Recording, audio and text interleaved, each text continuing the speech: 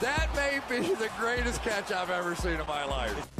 We're going to do something a little bit different in this video where we're going to go through and instead of talking about some players that we should be starting or not this week, no, let's switch it up. Let's talk about some players that have lost out on so much value so far this season. And instead of talking about the guys at the very top end, instead of just focusing in on players, say like Antonio Gibson, like Nick Chubb, no, we're going to go through, we're going to be talking about everybody here. We're going to be bringing up some names that you probably haven't heard discussed in the past 2 to 3 weeks. We'll talk about some players at the very bottom of rosters. Then we'll get up to the running backs like Antonio Gibson, Miles Sanders, and what we should be doing with those level of players. But before we dive into it, of course, go down there, drop a like on the video, leave a comment with any question you may have for your start sit decisions this Sunday. And of course, you know, we're going to be live streaming every single day for the rest of the season, just like we have done up until this point.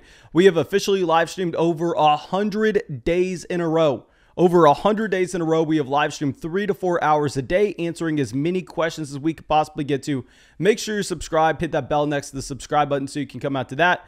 And let's go give away some Fantasy Flock Network hats for the people subscribed, dropping likes, leaving comments. Our 2 random winners today coming out from Micro Zebra. Thank you so much for supporting the channel. And Ryland Sand. Yeah, thank you. And let's get those hats out ASAP. Just email me your physical address.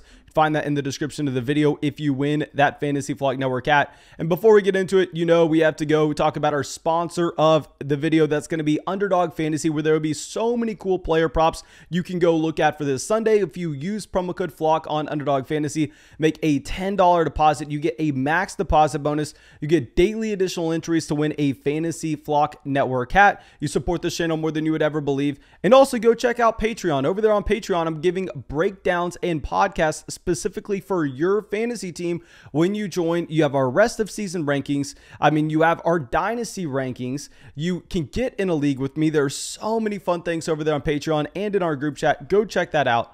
I think that should be it. Let's dive into it. Let's start it off with Ronald Jones, a running back that at this point, I think a lot of people are going to be looking to cut him over the next 2 weeks. Maybe you've already let Ronald Jones go.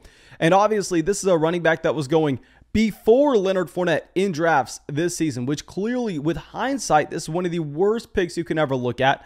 I mean, with Ronald Jones, really funny to see that this is a running back that so far this season has averaged less points per game. I mean, he has less points this year than Brandon Bolden. He has less points than Chris Evans. He has less points than Ty Johnson. Ty Johnson hasn't even played as many games as Ronald Jones, and Ronald Jones has still managed to put less points up on the board.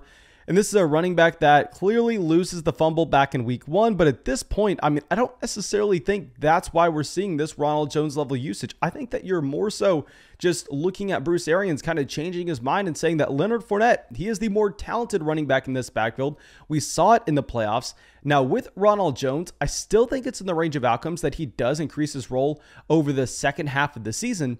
But a big thing we have to ask ourselves, and this is something we talk about all the time in live streams, is what is the path for a realistic upside? And by realistic upside, I'm not meaning some random spike week where all of a sudden he has a 90-yard rushing touchdown. Nobody put him in their starting lineup, so it doesn't really help anybody out.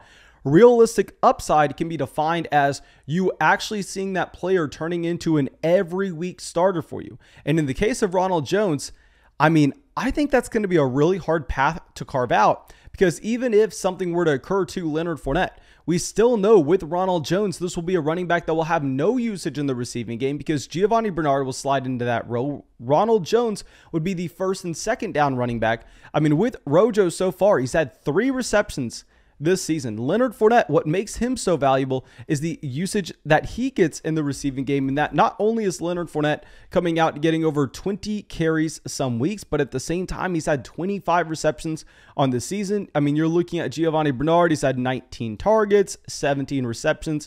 I mean, clearly this would be someone that just comes in and takes every single third down snap, takes every single snap in the 2-minute drill. And then essentially with Ronald Jones, this is a running back, while yes, you can be looking at him as a low end running back 2, high end running back 3 that's going to be matchup dependent if anything were to occur to Leonard Fournette. Are we really that excited about him? Like, obviously, you'd rather have someone like A.J. Dillon, where with A.J. Dillon, we can realistically see it where if Aaron Jones were to go down, A.J. Dillon does become a low end running back 1, someone that you have to start every single week. Now, in the case of Ronald Jones, we're talking about what ifs here. I mean, what if Leonard Fournette gets injured, which is not even a guarantee. But even if that does happen, I think Giovanni Bernard will see a large enough role in this offense where Ronald Jones will still not be in your starting lineup. And if he's not going to be in your starting lineup, even with the Leonard Fournette injury, especially in a 10-team format, it's probably time to move on. If you're playing in a 12-team league, I think you can wait a little bit longer. But, I mean, it's about time. It's just cut bait on Ronald Jones. It doesn't look like it's going to get any better anytime soon. Now, our next running back was someone that was a sell-high candidate for us at the beginning of the season. It was laughable with what some people were saying and what his role was going to be the rest of the way.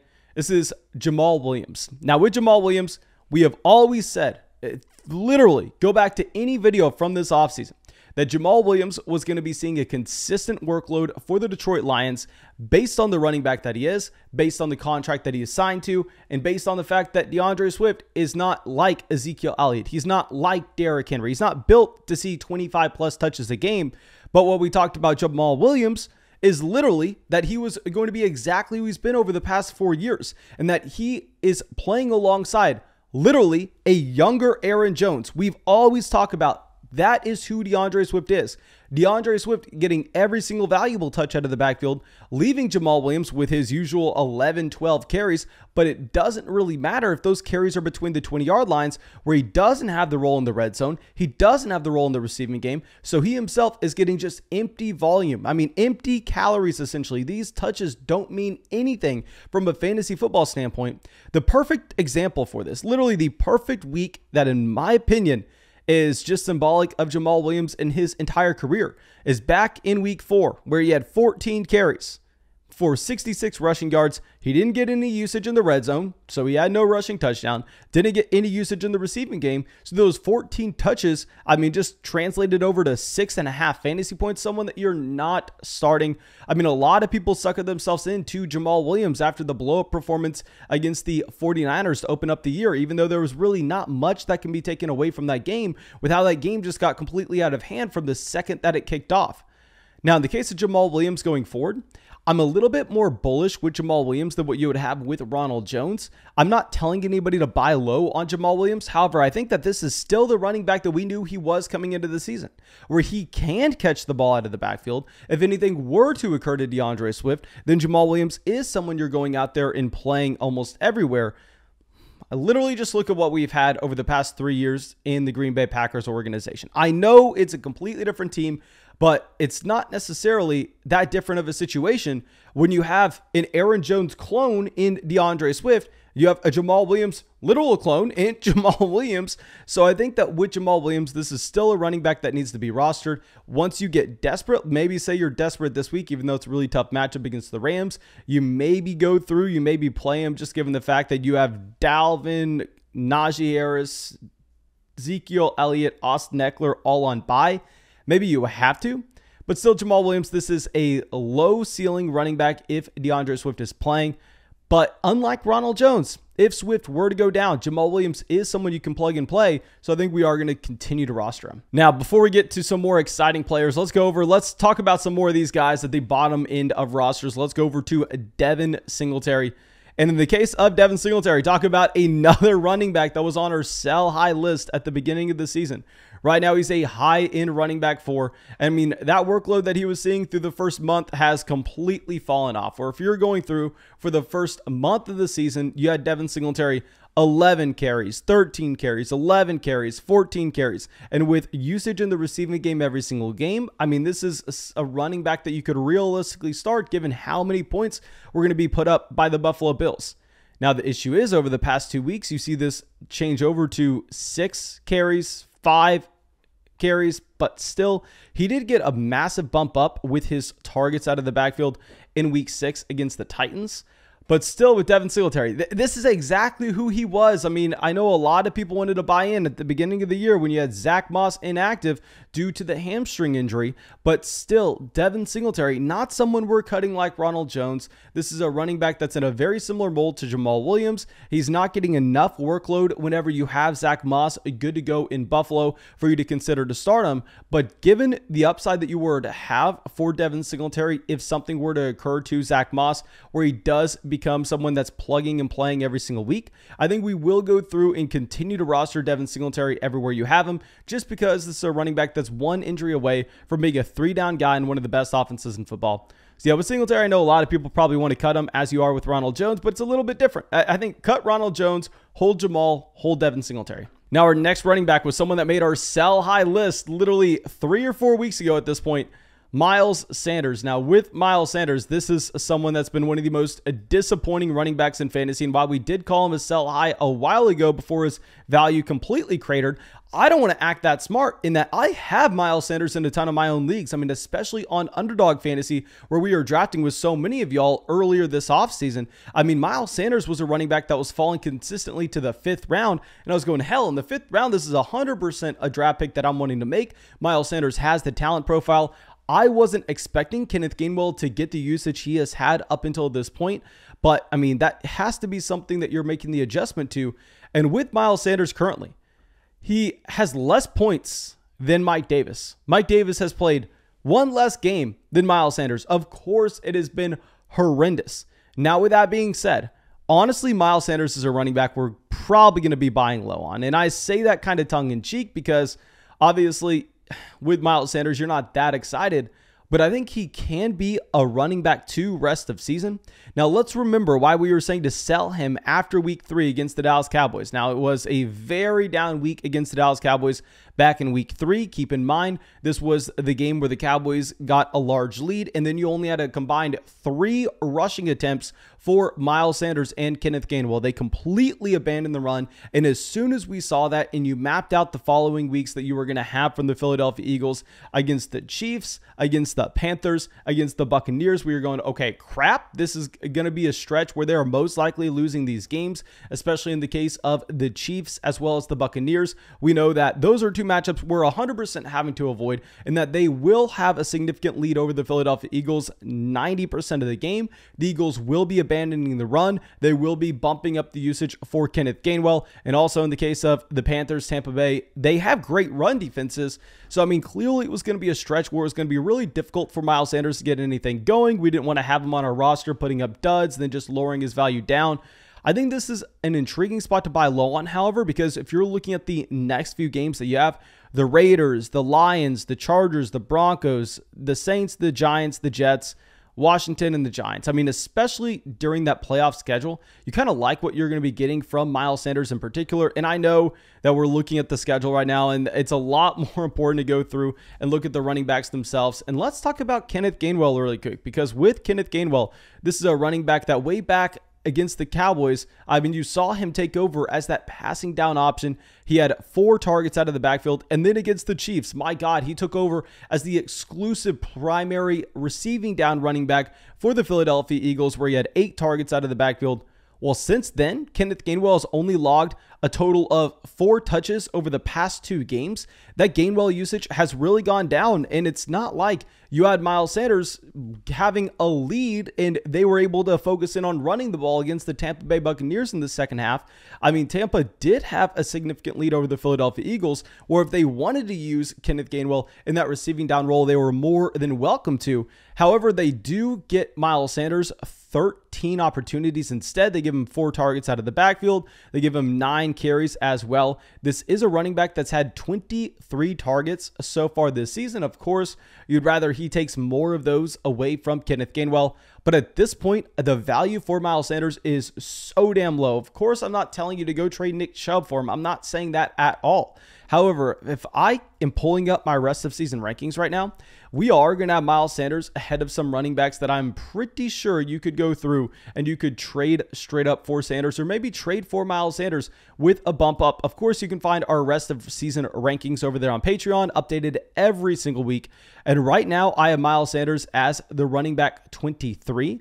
I have him ahead of running backs like Zach Moss, Clyde Edwards-Helaire, Chris Carson, Damian Harris.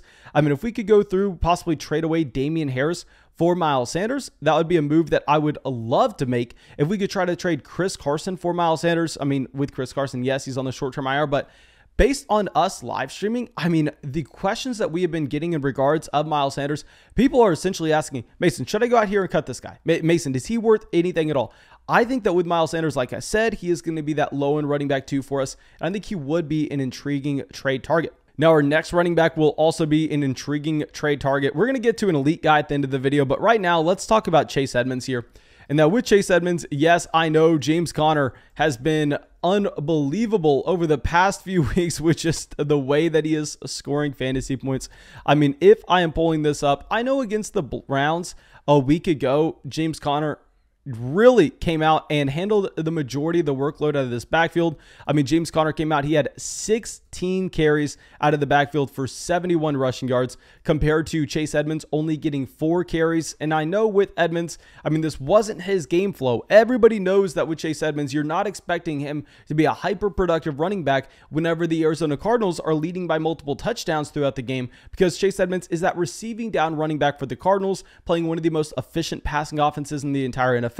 I mean, Chase Edmonds himself has had a ridiculously high yards per carry so far this year. And I know yards per carry is a really bad way to measure these running backs and their performances in a vacuum, because keep in mind, I mean, so much get baked into that. You have some random plays that really affect it. I mean, if you have that 90-yard rushing touchdown, that's really going to jack that up off that one instance. I mean, obviously the offensive line plays into account, obviously the usage of the running back, obviously the offensive environment, but still Edmonds has been incredibly efficient.